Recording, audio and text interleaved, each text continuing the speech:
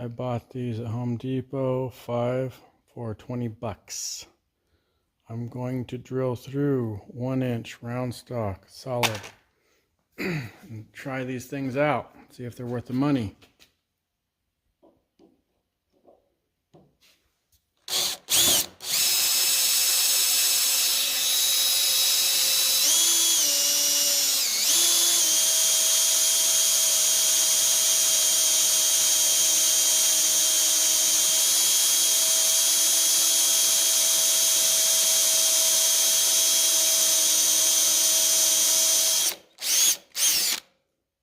Well, I went about halfway through, and I gotta say, I drill a lot of holes in metal, and it works really, really good. I can already tell without even drilling all the way.